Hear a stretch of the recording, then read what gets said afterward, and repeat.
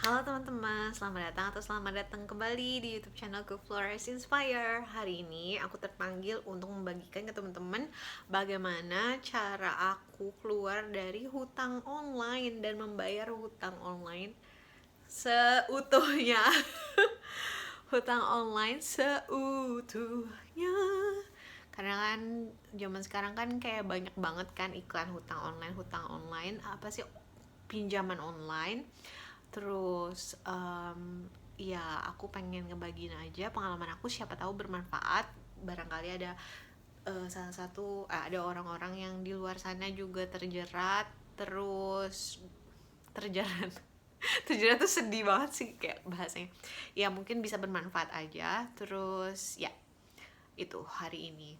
Nah, terus sebelum kita masuk ke dalam topik ini, aku ingin minta tolong teman-teman untuk support aku dengan cara subscribe dan like. Dan kalau ada pertanyaan, juga teman-teman bisa taruh di kolom komentar. Terima kasih buat ada teman-teman yang sudah mulai memberikan aku donasi di traktir.id. Kalau ada teman-teman yang pengen membantu aku juga silahkan berdonasi lewat traktir. Dan kalau ada yang butuh jasa graphic design, aku juga menawarkan jasa itu. Bisa dilihat di website aku taruh juga di linknya di bawah,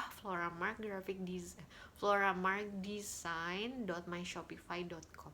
Oke, itu aja pesan iklannya.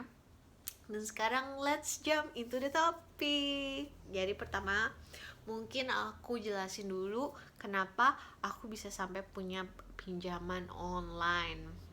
Jadi mungkin aku jelasin dari sisi secara fisik atau material dan dari sisi energi. Karena segala sesuatu yang terjadi di dunia fisik atau materi ini ada penyebab energinya atau penyebab emosionalnya. Dan kalau secara fisik itu yang terjadi pada aku adalah karena ya seperti biasa lah ya, pengeluaran aku lebih besar daripada pemasukan aku. Dan pengeluaran aku yang lebih besar ini adalah pengeluaran dana emergency kesehatan. Tapi kesehatannya tuh bukan kesehatan aku yang ngebuat starting ini mulai hutang-hutangan, itu adalah kesehatan anjing peliharaan aku. Tapi kalau aku lihat lagi, uh, penyakit anjingku ini juga sama penyakit aku dulu. Jadi kayak menurut aku ini adalah pengulangan pola dari kejadian yang pernah terjadi sama aku di masa lalu, yang kemudian mungkin emosinya secara emosional belum seutuhnya aku lepasin. Karena kan maksudnya alam semesta lagi, apa sih namanya, iya pokoknya alam semesta ini ada hukum law of attraction, hukum tarik menarik. Itu kita akan menarik kejadian-kejadian yang sesuai dengan kondisi emosi jiwa kita. Jadi kalau di dalam emosi jiwa kita itu banyak kesedihan, kemarahan, rasa sakit yang belum diproses, maka kejadian yang akan terjadi dalam hidup kita itu ya adalah kejadian-kejadian yang akan memicu emosi marah, sedih, takut ini. Nah, tapi kalau kita emosinya udah lebih ke kebahagiaan, sukacita, damai sejahtera, rasa syukur, maka kejadian-kejadian yang akan ketarik ke dalam hidup kita ya juga kejadian-kejadian yang akan ngebuat kita bahagia, sukacita, damai sejahtera, kayak gitu teman-teman. Dan kejadian kalau emergency situation aku ini tuh udah terjadi dari aku kecil ya. Jadi aku memang lahir di keluarga yang mungkin secara apa ya, dari keturunan nenek moyangnya kali ya juga banyak kesedihan, kemarahan. Kalau keluargaku sendiri, ibu bapakku sendiri kan kayak bercerai dari aku kecil kan, dari umur 18 bulan. Terus mereka tuh nggak akur sama sekali, tidak saling mencintai, mungkin mereka bahkan saling membenci ya. Jadi emosi yang aku punya adalah emosi sedih. Jadi aku dari kecil tuh sakit-sakitan, sampai aku juga mengalami pelecehan seksual. Dan aku juga mengalami sakit pendarahan tuh dari aku umur 10 tahun. Jadi dari kecil aku juga emang sering bolak-balik ke rumah sakit. Dan di masa itu aku ingat beberapa kali aku tuh harus nahan nggak ke rumah sakit dulu. Jadi nahan rasa sakit, nahan pendarahan aku sampai bapakku dapat uang. Jadi aku punya kesedihan juga tentang bagaimana kok rasanya kesehatanku itu jauh lebih uang itu jauh lebih penting daripada kesehatanku gitu loh. Nah mungkin emosi-emosi yang aku pendem di dalam jiwa aku dari aku kecil itu belum semuanya aku purge kan, belum semuanya aku rilis, belum semuanya aku proses. Jadinya pas aku gede, pas aku dewasa, ya itu terjadi lagi kan. Memang aku beberapa kali masuk rumah sakit, terus aku harus ngeluarin semua uang yang aku terima dari hasil jasa desain dan ilustrasiku dari kerjaan aku untuk bantu biaya bills rumah sakit, dan itu aja nggak cukup kan. Jadi kayak terus aku punya asuransi juga, asuransinya nggak cover penyakit aku yang bawaan dari kecil, sementara penyakitku ya emang itu aja. Jadi akhirnya aku juga berhentiin karena kayak lumayan mahal asuransinya, terus dia nggak cover juga. Jadi terus akhirnya kan aku setelah operasiku yang terakhir, setelah healing beberapa kali setelah proses emosi yang majornya mungkin ya, setelah aku speak up soal sexual abuse itu, aku jadi kayak lebih sehat kan. Cuma mungkin berarti ada energi-energi yang akhirnya ibaratnya ke transfer ke anakku, which is aku nggak punya anak manusia tapi aku punya binatang peliharaan. Dan binatang peliharaan sama anak-anak itu kan juga emang sensitif sama energi, dan mereka kan menyerap energi yang ada sekelilingnya kan, memantulkan kembali. Jadi mungkin anjingku waktu itu Fly namanya, dia waktu aku adopt emang juga udah ada sakit sih. Jadi dia punya mastitis dan dia itu beberapa kali melahirkan. Jadi dia waktu itu penyakitnya pertama kali tuh piometra, sama kayak aku, kayak agak tumor rahim ya. Terus dia harus di operasi, biaya tuh sekitar 13 juta. Nah pada posisi saat itu aku tuh punya rasa ketakutan kalau misalnya aku nggak melakukan apa-apa anjingku bakal mati. Dan aku kan punya ketakutan kalau aku waktu kecil aku dibiarin menderita sampai ada uang itu cukup lama gitu. Jadi aku ngerasa kayak aku nggak mau sih kayak gitu lagi. Jadi aku mau beraniin diri untuk ambil pinjaman aja untuk bayar operasi itu, biar paling nggak dia bisa sembuh, bisa dioperasi. Terus ya udah akhirnya aku pertama ambil pinjol karena itu karena tapi sebelumnya juga aku ada ambil sedikit-sedikit tapi nggak gede ya. Jadi karena waktu itu kan juga kayak mulai ya adalah maksudnya kejadian-kejadian dimana kejadian-kejadian emergency soal uang yang aku harus keluarin lebih besar daripada pemasukan aku.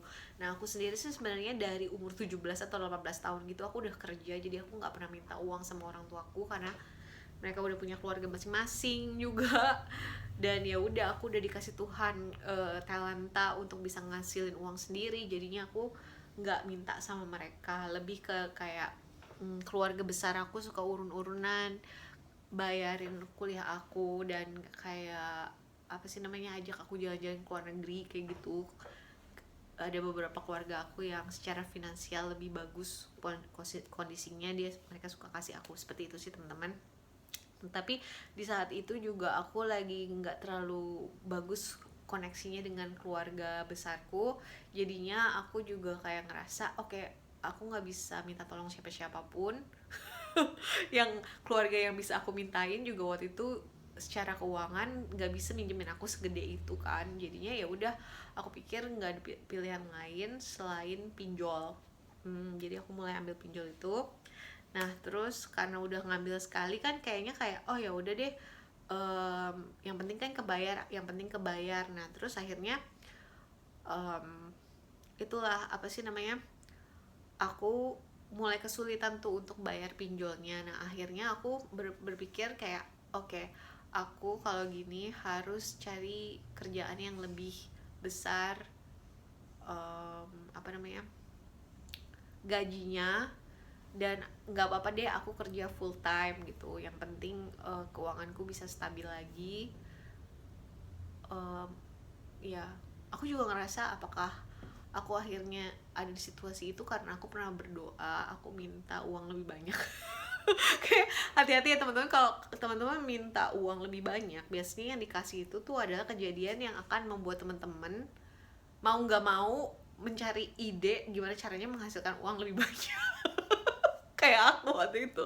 Jadi waktu itu ide yang aku dapetin ya akhirnya aku kayak mulai lukisan-lukisan aku yang lama aku scan, terus aku cetak sebagai postcard dan aku titip di toko souvenir gitu di Ubud, toko Elami.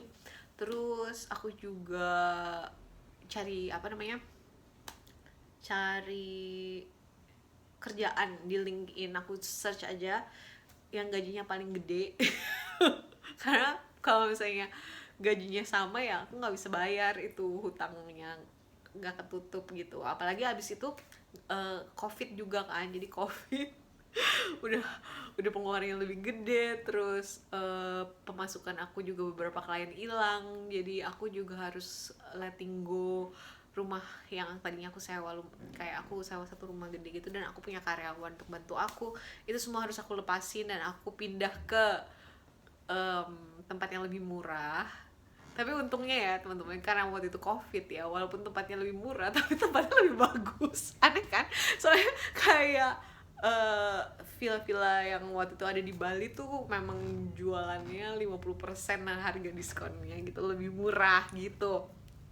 Nah terus plus you know what, kayak kejadian-kejadian ini juga ngebawa aku menuju tempat-tempat yang kejadian yang menyenangkan sih. Jadi kayak waktu itu kan aku sempet juga, maaf nih agak out of topic tapi ini kayak lucu aja.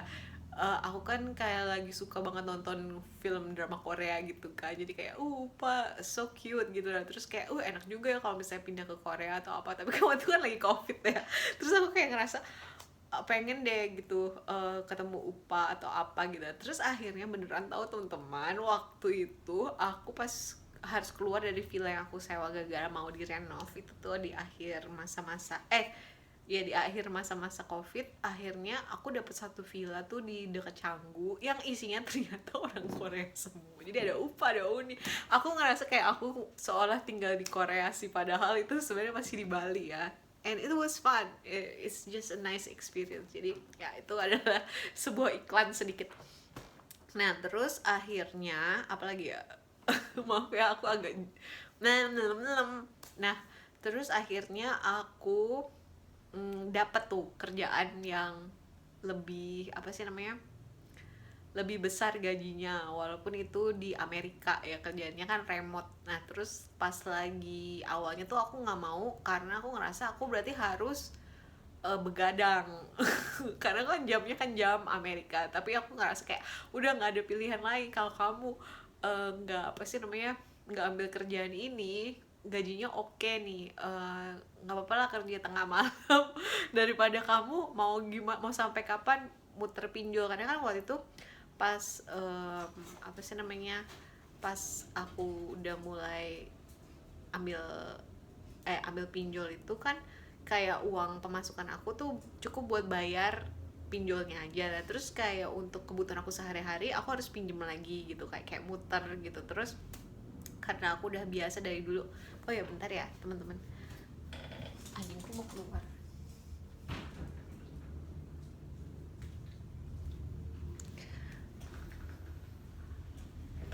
Kayak akhirnya aku harus ambil pinjol lagi kan untuk nutup gali lubang, tutup lubang lah waktu itu.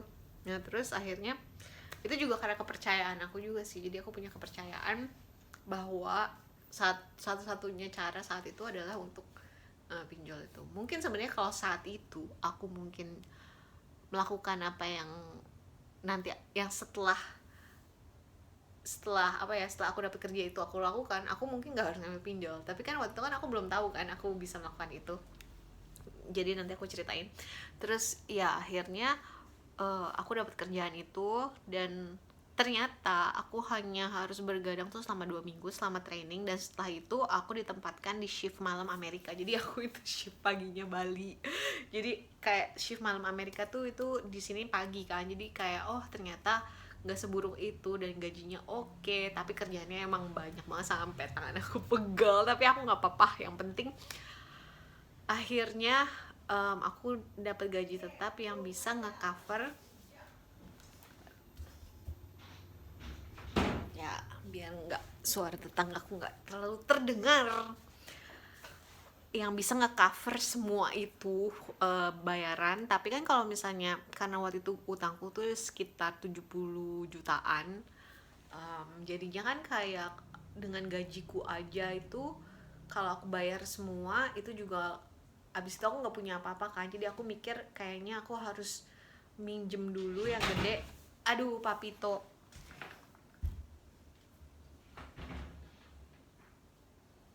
kamu mau masuk atau keluar?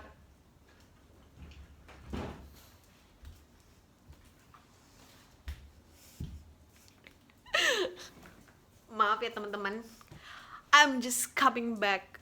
Akhirnya aku merasa pada saat itu aku memberanikan diri untuk akhirnya membuat pengumuman di media sosial bilang kalau aku butuh pinjaman uang besar karena butuh buat membayar medical bills, dan siapa yang bisa membantu silakan DM.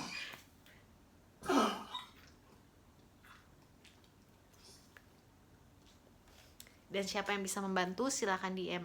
Dan pada saat itu terjadi, aku dapat beberapa message, ada yang membantu, ada yang ngejudge, ada yang bilang macam-macam.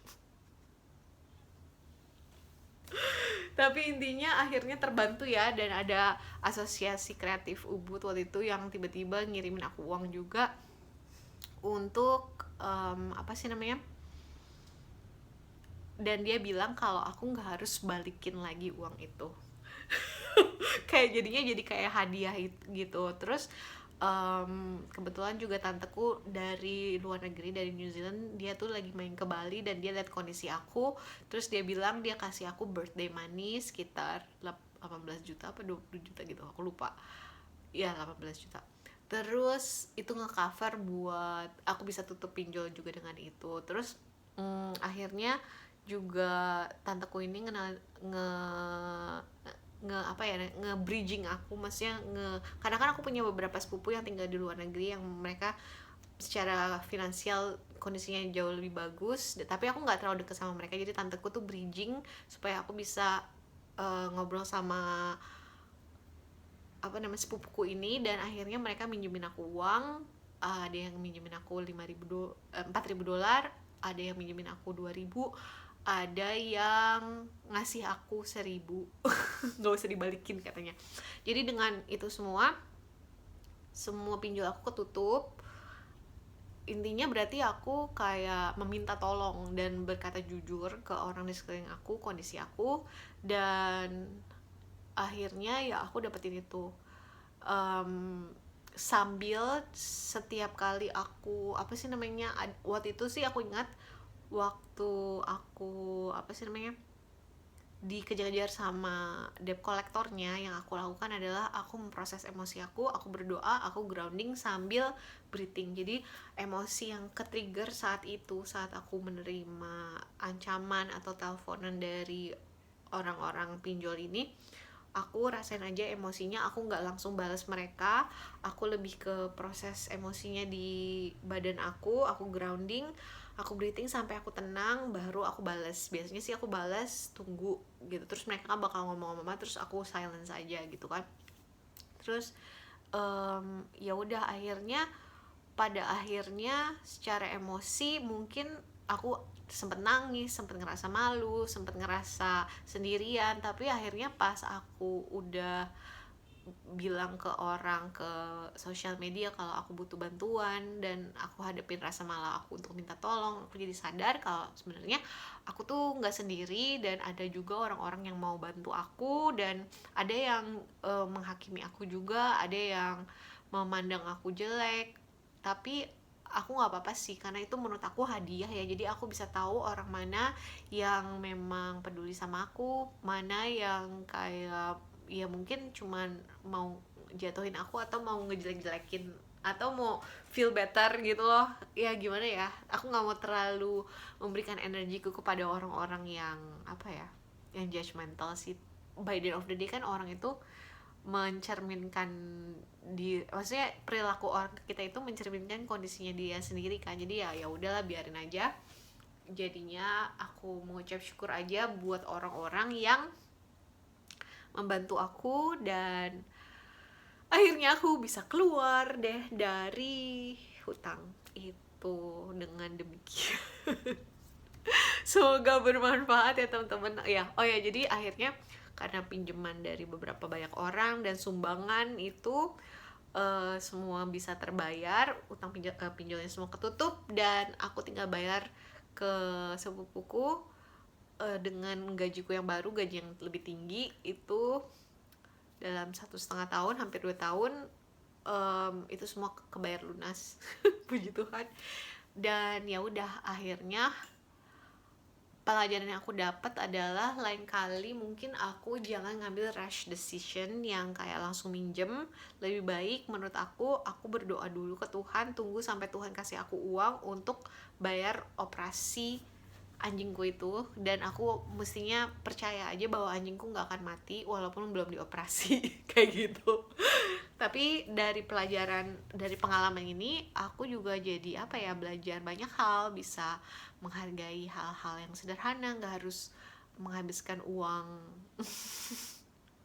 nggak harus menggunakan uang untuk mendapatkan kebahagiaan, tapi aku bisa mendapatkan kebahagiaan dari bermeditasi, terus menikmati hal-hal yang sederhana, dan terus aku juga lebih berani minta tolong karena nggak ada seorang pun di dunia ini yang bisa bertahan hidup sendiri ya teman-teman. Jadi ego juga sih kalau kita ngerasa kalau kita bisa ngelakuin semuanya sendirian, terus kita berpikiran negatif bahwa nggak ada yang peduli sama kita dan nggak ada yang menolong kita. Itu juga nggak benar ya. Mungkin berdasarkan kejadian di masa lalu, mungkin ada teman-teman yang takut untuk minta tolong karena pengalamannya bakal dijatuhin atau dipermalukan, dan itu emang benar. Kalau misalnya kita minta sama orang yang salah itu akan terjadi, tapi itu menurut aku nggak apa-apa banget, karena memang pada saat aku minta tolong ke publik itu ada beberapa orang yang kayak menjelekkan aku, menghina aku, ada yang bilang salahku sendiri. Emang salahku sendiri itu kan udah tahu ya, cuman kayak tapi ada juga yang akhirnya menolong aku. Ada temenku yang kayak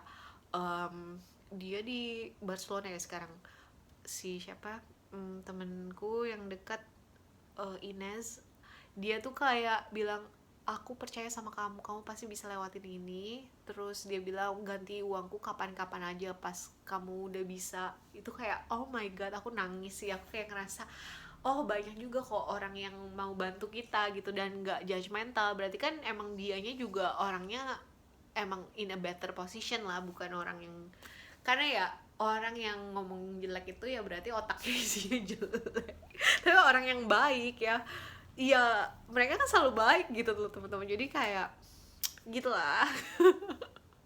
Dari pengalaman itu aku juga jadinya dapat penghasilan yang lebih besar, karena kalau misalnya kejadian itu nggak terjadi, aku nggak bakal kerja di tempat yang kemarin aku kerja itu, yang walaupun sekarang aku udah resign. Jadinya kan aku udah naikin ini kan pemasukan aku, dan sekarang aku udah lebih aman dan terbiasa untuk menerima uang lebih banyak. Jadinya kayak ibaratnya kapasitas aku untuk menerima uang juga diperbesar lewat kejadian ini. Dan aku juga belajar untuk membuka diri, untuk meminta bantuan orang, untuk tidak berpikiran negatif tentang orang. Kalau misalnya dia dia nggak bakal bantuin kita, maksudnya proyeksi negatif thinking itu, karena itu nggak benar. Karena orang tuh ada yang baik banget, ada banget orang baik, ada yang jahat, ada yang nggak ikhlas kalau bantu, ada ya. Itu teman-teman nggak usah minta tolong sama mereka. Kalau mereka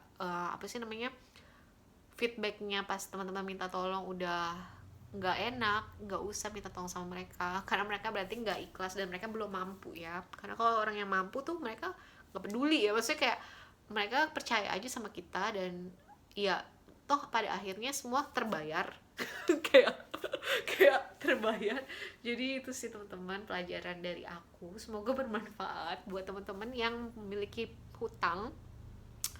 Mungkin saran aku adalah jangan melihat itu sebagai hutang, tapi sebagai bill saja, sebagai sesuatu yang memang harus teman-teman bayar.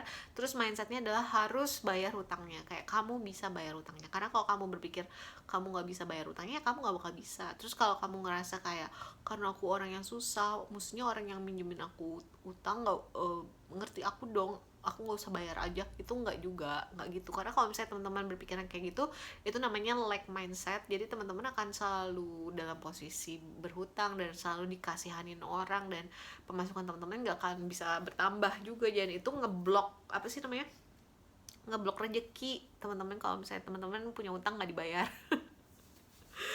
Jadi itu sih masukan dari aku, saran dari aku. Semoga bermanfaat ya. Jangan kecil hati, pasti dibantu Tuhan kalau teman-teman berani jujur dan meminta tolong apa adanya, otentik aja, nggak usah pura-pura.